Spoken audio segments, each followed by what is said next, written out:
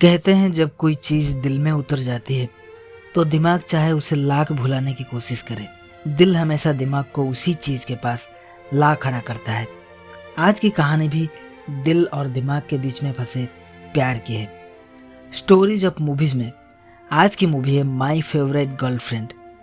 कहानी की शुरुआत में कॉनराड नाम के एक लड़के को दिखाया जाता है, जिसके बारे में उसका दोस्त विल अपने वॉइस से बता रहा होता है कि कैसे कॉनराड लगभग 10 साल से कुकिंग का काम कर रहा है और उसकी आदतें भी अजीब है, जैसे कि वो दिन में 5 टूथब्रश से 5 बार ब्रश करता है। कॉनराड एक रेस्टोरेंट में काम करता है जहाँ पे उसका बॉस फ्रैंक होता है, जो यहाँ का चीफ शेफ भी है।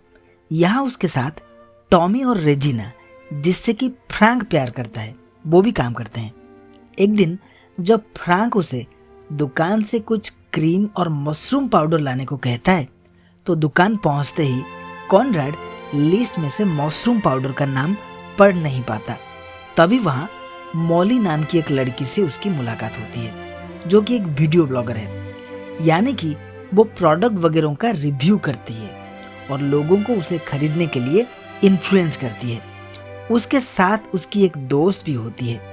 मॉली उस लिस्ट में लिखा मशरूम पाउडर को कॉन्फिडेंटली पढ़ लेती है और कॉनराड को बता देती है, जिससे कॉनराड उससे काफी इम्प्रेस होता है। उससे बात करने के लिए उसका नंबर भी कॉनराड मांग लेता है और रेस्टोरेंट पहुंचते ही वो मॉली को वॉइस मैसेज करता है और कहता है कि तुमने सही कहा था, और वो उसे कॉफी पीने के लिए भी बुला लेता है। फिर मॉली उसे एक झील के किनारे ले जाती है, जहां मॉली भेज बन के साथ केचप लगा के खाती है। ये देख के कॉनराड को थोड़ा अजीब लगता है। तभी कॉनराड उसे डिनर के लिए अप्रोच करता है और मॉली बताती है कि वो वेजिटेरियन है, लेकिन फिर वो कहती है कि वो सी फूड भी खाती है। कॉनराड को ये थोड़ा अजीब लगता है। वो पूछता है, वेजिटेरियन और फिश कैसे खाती हो? मॉली कहती है कि मैं लोगों को पहले वेजिटेरियन और बाद में फिश खाने की बात कहती हूँ, क्योंकि ऐसा कहने से लोग उसे अलग तरीके से लेते हैं। मॉली ये भी कहती है कि उसे ड्राइविंग बिल्कुल पसंद नहीं है, वो ड्राइविंग से नफरत करती है। कॉनराड को जब ये सब पता चलता है तो उसे बहुत अजीब लगता है, क्योंकि एले शहर में रहने वाला कोई इंसान ड्राइविंग को कैसे हेट कर सकता है। अब कॉनराड मॉली को उसके घर छोड़ने के लिए जाता है, जहां दोनों एक दूसरे को किस करते हैं। तभी मॉली जोर जोर से हंसने लगती है। कॉनराड पूछता है, क्या हुआ? मॉली कहती है, तुमने अभी पादा। कॉनराड कहता है, नहीं नहीं, ये तो दरवाजे की आवाज थी। लेकिन मॉली कहती है, नहीं। और कॉनराड भी कहता है, हाँ हाँ मैंने पादा है, लेकिन अब इसको मेरा निकनेम के साथ मत जोड़ना। पर तभी मॉली उसे पादू कह के बुलाती है और कहती है कि उसे ट्विच में वीडियो स्ट्रीम करना है। ये कह के मॉली अपने घर के अंदर चली जाती है। मॉली की बातों से ये पता चलता है कि वो काफी खुले दिल की लड़की है और बहुत फनी भी है। फिर कॉनराड अपने रेस्टोरेंट में आता है और फ्रैंक और टॉमी को बताता है कि आज रात वो मॉली को डिनर पे इनवाइट करेगा, जहां वो उसके लिए खुद खाना बनाएगा। और अब कॉनराड और मॉली मिलते हैं, जहां कॉनराड मॉली को क्रैब केक खिलाता है। जब मॉली उसे खाती है तो वह कहती है कि इसका टेस्ट बहुत ही बुरी है। तब कॉनराड उसे बाहर खाने ले जाता है, जहां वो उसे ये बताता है कि वो वेजिटेबल की जगह केक में चिकन डाल दिया था, जिससे मॉली गुस्सा हो जाती है और कहती है कि उसने आज तक मीट नहीं खाया है, और वो वहां से उठ के चली जाती है। कॉनराड को अब बहुत गिल्टी फील हो रहा होता है कि तभी मॉली वहां पे फिर से आ जाती है, लेकिन इस बार उसका अंदाज पूरा बदला हुआ होता है। वो खुद को वेनेसा कह के इंट्रोड्यूस करती है। ये देख के कॉनराड को अजीब लगता है, वो शॉक्ड हो जाता है। वो इसको एक मजाक समझता है। तभी वेनेसा उससे कहती है कि वो एक वेटरनेरियन है और वो मीट खाने को बहुत पसंद करती है। यहाँ पे मॉली की एक्सेंट भी पूरी तरह से बदली हुई होती है, इसीलिए कॉनराड शॉक्ड रह जाता है और फिर वो उसे अगले दिन मिलने के लिए बुलाता है। वहाँ वेनेसा उसे फिजिकल रिलेशन के लिए अप्रोच करती है, जिससे कॉनराड भी खुश हो जाता है और दोनों इंटीमेट हो जाते हैं। पर इंटीमेट होने के बाद अचानक वेनेसा का अंदाज बदल जाता है और वो कहती है, मैं यहाँ कैसे आई? और तभी वो अपना नाम सिल्क बताती है और अपने रिहर्सल के लिए वहां से निकल जाती है। अगले दिन कॉनराड फिर से क्रैब केक बनाता है और मॉली के पास जाता है। कुछ देर बात करने के बाद मॉली फिर से बदल जाती है और वो कहती है, मुझे रिहर्सल में जाना है, आज रात मेरा कॉन्सर्ट है, मैंने तुम्हें बताया था ना। और वो वहां से चली जाती है। कॉनराड भी वहां पहुंच जाता है जहां कॉन्सर्ट हो रहा होता है। यहाँ वो मॉली को देख के हैरान हो जाता है। यहाँ मॉली एक रॉक बैंड के साथ होती है और उसका अंदाज पूरा अलग होता है क्योंकि अभी मॉली सिल्क के रूप में होती है। कॉनराड उसके परफॉर्मेंस को देखता है और एंजॉय भी करता है। लेकिन अगले दिन वो अपने बेस्ट फ्रेंड विल को बताता है कि उसके गर्लफ्रेंड के मल्टीपल पर्सनालिटीज हैं। तभी उसका दोस्त उससे कहता है, क्या हो अगर उनमें से एक पर्सनालिटी तुम्हें शारीरिक संबंध बनाने दे और दूसरा पर्सनालिटी इसके लिए मना कर दे। ऐसे लोगों से तुम्हें बच के रहना चाहिए। अगले दिन कॉनराड सिल्क से मिलने एक रॉक पूल पार्टी में जाता है जहां सिल्क का अंदाज भी पूरी तरह से बदला हुआ होता है। वहां पे मॉली की एक फ्रेंड भी होती है जिससे कॉनराड दुकान में मिला हुआ होता है। वो एक लेस्बियन होती है और कॉनराड से कहती है कि वो पहले सारा से मिली थी। कॉनराड कहता है कि ये सारा कौन है? तभी मॉली की दोस्त कहती है कि सारा मॉली की एक पर्सनालिटी है जो लेस्बियन है। वो पहले उसके साथ रिलेशनशिप में थी, लेकिन जब उसको मॉली की दूसरे पर्सनालिटीज के बारे में पता चला तो वो जान गई कि वो सिर्फ 20% लेस्बियन है। इसीलिए वो उसकी एक अच्छी दोस्त बन गई। वो कॉनराड से ये कहती है कि मॉली बहुत अच्छी लड़की है और वो कभी उसका दिल ना तोड़े। कॉनराड कहता है कि वो मेरी फेवरेट गर्लफ्रेंड है और मैं ऐसा कभी नहीं करूँगा। तभी वहाँ सारा आ जाती है और ये दोनों साथ में बातें करने लगते हैं। अब अगले दिन कॉनराड वेनेसा से मिलने जाता है जो उसे मीट बारबेक्यू खाने के लिए इनवाइट की होती है। वह वेनेसा बहुत एक्साइटेड हो जाती है और ये दोनों फिजिकली इंटीमेट हो जाते हैं। जैसे ही कॉनराड वेनेसा के घर से निकल के दरवाजे तक आता है तभी उसे मॉली का कॉल आ जाता है और वो फिर से अंदर चला जाता है क्योंकि मॉली और वेनेसा ये सब एक ही होती हैं। वहाँ मॉली का कमरा उसे कुछ बदला हुआ सा लगता है। वो वहाँ हर जगह नंबर 7 लिखा हुआ देखता है। वो कहता है कि इस नंबर का क्या मतलब है? मॉली कहती है कि इस नंबर की मैं दीवानी हूँ। वो मॉली से बातें करता है और जैसे ही वो मॉली के करीब आने की कोशिश करता है तभी मॉली उसे रोक लेती है और वो सो जाती है। तो यहाँ हम ये समझते हैं कि वेनेसा और कॉनराड पहले से ही फिजिकली इंटीमेट हो चुके होते हैं और उसके बाद वेनेसा का जो पर्सनालिटी है वो बदल जाती है और वो फिर से मॉली बन जाता है। इसीलिए शायद मॉली कॉनराड को अपने करीब नहीं आने देती। फिर कॉनराड मॉली को एक दिन मिलने के लिए बुलाता है जहां वो मॉली से कहता है कि मैं तुमसे कुछ कहना चाहता हूँ। मॉली कहती है, क्या तुम मुझसे ब्रेकअप करना चाहते हो? कॉनराड कहता है, नहीं ऐसा नहीं है। तभी वो मॉली से कहता है, क्या तुम वेनेसा और सिल्क को जानती हो जो तुम्हारी ही पर्सनैलिटीज हैं? तभी मॉली खामोश हो जाती है और उसके चेहरे के जो एक्सप्रेशंस हैं वो पूरी तरह से बदल जाते हैं। वो कहती है, और कुछ मत कहना, मैं रीटा हूँ। और वो कहती है कि मॉली को वेनेसा, सिल्क और सारा के बारे में कुछ नहीं पता और ना वो लोग मॉली को जानते हैं। मैं रीटा हूँ और मैं उन सबको सेफ रखती हूँ। अगर तुमने उनके बारे में मॉली से कुछ कहा तो मैं उन सबको तुमसे दूर कर दूंगी। कॉनराड घबरा जाता है और तभी मॉली अपने होश में आ जाती है और पूछती है, क्या तुम कुछ कहना चाहते हो? लेकिन कॉनराड इतना डरा हुआ होता है कि वो मॉली से कुछ नहीं कह पाता। और अब उसके रेस्टोरेंट के ओनर टॉमी उससे मॉली के बारे में पूछता है। कॉनराड उसे सब कुछ बता देता है। इसीलिए वो उसे एक हिप्नोथेरापिस्ट के पास मॉली को ले जाने के लिए कहता है जिसका नाम पॉल होता है। अगले दिन कॉनराड मॉली को पॉल के पास ले जाता है।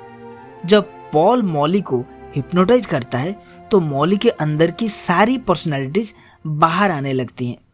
तभी पॉल कॉनराड से कहता है कि तुमने मुझे पहले क्यों नहीं बताया कि मॉली को DID है, यानी कि डिसएसोसिएटिव आइडेंटिटी डिसऑर्डर, जिसमें कि एक इंसान की मल्टीपल पर्सनालिटीज होती हैं। कॉनराड हैरान रह जाता है। तभी मॉली के अंदर से रीटा की पर्सनालिटी बाहर आ जाती है। वो पॉल, जो कि एक हिप्नोथेरेपिस्ट है, उसके ऊपर गुस्सा हो जाती है और जब पॉल उसे हेल्प करने की बात कहता है तो वो रोने लगती है और कहती है कि वो कॉनराड से बहुत प्यार करती है और वो ये भी कहती है कि उसके पापा ने उसके साथ कुछ बुरा किया था जिसके लिए आज वो ऐसी है। वो पॉल से कहती है कि उसके सारे पर्सनैलिटीज को उसकी मेमोरी से इरेज ना करे और पॉल भी ऐसा ही करता है। और अब जब मॉली होश में आ जाती है तो वो कॉनराड से नाराज हो जाती है। वो कहती है कि तुमने मुझे ट्रिक किया है, तुमने मुझे धोखा दिया है, मुझे कोई मेंटल डिसऑर्डर नहीं है, मुझे कोई साइकोलॉजिकल डिसऑर्डर नहीं है। और ये कह के वो कॉनराड से ब्रेकअप कर लेती है। अब कॉनराड बहुत दुखी हो जाता है। तभी उसके रेस्टोरेंट के ओनर टॉमी उसे चीयर अप करता है और तभी वहाँ फ्रैंक भी आ जाता है जो रेजिना से बहुत प्यार करता है, लेकिन उसे लगता है रेजिना उसे पसंद नहीं करती। लेकिन कॉनराड उसे समझाता है। हालांकि फ्रैंक हमेशा कॉनराड से उखड़ा उखड़ा रहता है, लेकिन आज वो कॉनराड की बातों को सुनता रहता है। कॉनराड उससे कहता है क्यों ना तुम रेजिना को पहले अप्रोच करो। इसमें कहीं ना कहीं कॉनराड खुद को भी मोटिवेट कर रहा होता है और अगले दिन वो मॉली के पास जाके गिटार बजा के गाना गाने लगता है। वो उसे इम्प्रेस करना चाहता है पर मॉली वहां से उठ के चली जाती है। तभी हम देखते हैं कि कॉनराड अपने बेस्ट फ्रेंड विल के साथ बात कर रहा होता है। तभी बातों ही बातों में कॉनराड कहता है कि कुछ लोगों के साथ क्या दिक्कत है और उसका दोस्त उससे कहता है हो सकता है कोई दिक्कत तुम में हो। अब कॉनराड वहां से उठ के चला जाता है और इंटरनेट पर अपना ओसीडी टेस्ट करवाता है, जो कि एक साइकोलॉजिकल डिसऑर्डर होता है जिसमें इंसान जब स्ट्रेस्ड होता है तो वो एक ही वर्ड को रिपीट करता रहता है या फिर नंबर्स को काउंट करने लगता है। इस टेस्ट में कॉनराड को 30 में से 25 मार्क आए हुए होते हैं, यानी कि उसे ओसीडी है। इसीलिए वो अगले ही दिन उसी हिप्नोथेरेपिस्ट पॉल के पास जाता है, लेकिन वो वहां अपने बारे में नहीं पूछता, वो उसे मॉली के बारे में पूछता है। वो कहता है कि मॉली की सारी पर्सनैलिटीज में रियल कौन सा है, क्या सिल्क रियल है? पॉल कहता है कि सब पर्सनैलिटीज अलग अलग हैं, लेकिन अगर वो इन सब से तुम्हें इंट्रोड्यूस कर चुकी है इसका मतलब वो तुमसे बहुत प्यार करती है और तुम्हारा केयर भी करती है। कॉनराड कहता है मैं उसकी मदद करना चाहता हूँ। पॉल कहता है तो वहां से शुरू करो। यानी कि पॉल अब कॉनराड को मॉली के पास जाने की बात कहता है, यानी कि पॉल अब कॉनराड को मॉली को इम्प्रेस करने के लिए कहता है। अगले दिन कॉनराड मॉली के घर फ्लावर्स लेके जाता है, लेकिन मॉली रूडली दरवाजा बंद कर देती है। इससे कॉनराड को बहुत बुरा लगता है, लेकिन कॉनराड यहाँ नहीं रुकता। वो फिर से वहां जाता है और इस बार वो सिल्क से मिलता है क्योंकि मॉली की जो पर्सनैलिटीज है वो चेंज हो चुकी होती है। वो उसे एक सिक्योरिटी कैमरा गिफ्ट करता है और कहता है अगर तुम्हें मुझ पे भरोसा नहीं है तो तुम इससे सब कुछ देख सकते हो। सिल्क कहती है मैं क्या देखूंगी कि तुम कब मेरे खिड़की तक आते हो। तो इससे कॉनराड भी बहुत गुस्सा हो जाता है और वो कहता है कि तुम जीत गई, मैं यहाँ इसीलिए हूँ क्योंकि तुम्हें मेरी जरूरत है, लेकिन मैं खुद को टॉर्चर भी नहीं कर सकता। वो ये कह के वहां से चला जाता है। और एक दिन जब मॉली जा रही होती है तो एक आदमी उसको देख के सुपर एटीट्यूड कह के चिल्लाने लगता है। मॉली कुछ समझ नहीं पाती। घर आके जब वो इंटरनेट पे सुपर एटीट्यूड सर्च करती है तब उसे पता चलता है कि ये तो उसी का ही गाना है। दरअसल ये सिल्क की म्यूजिक एल्बम होती है। अब मॉली उस गाने को बंद कर देती है और अपने पास पड़े सिक्योरिटी कैमरा जो कि उसे कॉनराड ने दिया होता है उसको अपने रूम में फिट कर देती है। अगले दिन जब मॉली उस कैमरे की रिकॉर्डिंग्स को चेक करती है तो उसे भी ये यकीन हो जाता है कि उसे मल्टीपल पर्सनैलिटी डिसऑर्डर है। इसीलिए वो कॉनराड को वॉइस मैसेज करती है और रोते हुए कहती है तुम सही थे कॉनराड, क्या हम अब बात कर सकते हैं? इसके बाद हम देखते हैं कि कॉनराड को फ्रैंक अपना असिस्टेंट सेफ बना देता है, जो कि कॉनराड का एक पुराना सपना था। वो हमेशा से ही एक सेफ बनना चाहता था, जिससे कॉनराड बहुत खुश होता है। वो मॉली से मिलने जाता है। ये दोनों काफी इमोशनल हो जाते हैं। मॉली अपनी गलतियों को एहसास करके रोने लगती है। कॉनराड उसे गले लगा के कहता है कि तुम एक अच्छी लड़की हो। इसके बाद कॉनराड अपने दोस्त विल को डिनर पे बुलाता है और वो खुद मॉली के साथ वहां जाता है। वहां विल मॉली के मल्टीपल पर्सनालिटीज को देख के सरप्राइज हो जाता है। सारा का अग्रेसिव नेचर को देख के विल वहां से उठ के चला जाता है। यहाँ हम ये भी देखते हैं कि फ्रैंक और रेजिना अब एक हो चुके हैं। इसी बीच जब कॉनराड मॉली से सारा, वेनेसा, सिल्क और रीटा के बारे में पूछता है तो मॉली की और एक पर्सनालिटी बाहर आ जाती है जो बहुत धीरे धीरे बात कर रही होती है। वो खुद को मैक्सिन कह के इंट्रोड्यूस करती है। अब कॉनराड उससे मॉली, वेनेसा, सारा, सिल्क और रीटा के बारे में पूछता है। तभी मैक्सिन कहती है कि मैं जानती हूँ कि ये सब मैं ही हूँ, लेकिन इतने सालों से मैं बाहर नहीं निकली हूँ। जब मैं 7 साल की थी तब मैं जिंदगी को शीशे के दरवाजे के पीछे से देखती थी। कॉनराड कहता है, अब मैं समझ गया कि तुम्हारे रूम में हर तरफ नंबर 7 क्यों था। इसका मतलब तुम्हारा बर्थ नेम मैक्सिन था और फिर तुम जब 7 साल की हुई तो तुम सिल्क बन गई। अब मैक्सिन उससे कहती है कि मेरी जो दूसरे पर्सनैलिटीज हैं, क्या तुम उन सब के बारे में मुझे बताओगे। यहाँ कॉनराड सब के बारे में मैक्सिन को बताता है और दोनों काफी अच्छा वक्त एक दूसरे के साथ बिताते हैं। फिर एक दिन कॉनराड मैक्सिन को बता देता है कि उसे भी ओसीडी नाम की एक साइकोलॉजी का डिसऑर्डर है। मैक्सिन कहती है, मैंने ये नोटिस किया था। अब ये दोनों उसी साइकोलॉजिस्ट पॉल के पास आते हैं, जहां पर मैक्सिन कहती है, आई एम सॉरी कॉनराड, मैं अब तुमसे दूर जाना चाहती हूँ। मैं खुद को पहचानना चाहती हूँ कि मैं आखिर हूँ कौन। मैं अपने पेरेंट्स के पास जाना चाहती हूँ। कॉनराड बहुत इमोशनल हो जाता है, लेकिन पॉल उसे समझाता है कि मैक्सिन को थोड़ा वक्त चाहिए। अब कॉनराड मैक्सिन को गुड बाय कहता है और कहता है, मुझे अपनी यादों से कभी मत मिटाना। मैक्सिन कॉनराड के गले लग जाती है और वो बहुत इमोशनल हो जाती है। अब कुछ हफ्तों के बाद हम कॉनराड और उसके दोस्त विल को एक बार में देखते हैं, जहां कॉनराड कहता है कि वो अकेला है और वो उसे बहुत मिस कर रहा है। यानी कि कॉनराड मॉली को बहुत मिस कर रहा है। वहां पे विल और कॉनराड ड्रिंक कर रहे होते हैं और तभी एक लड़की खुद को मेलिंडा के नाम से कॉनराड से इंट्रोड्यूस करती है। वो खुद को एक फूड राइटर कहती है और कॉनराड के चेहरे पे एक मुस्कुराहट आ जाता है और ये मूवी यहीं पे खत्म हो जाती है।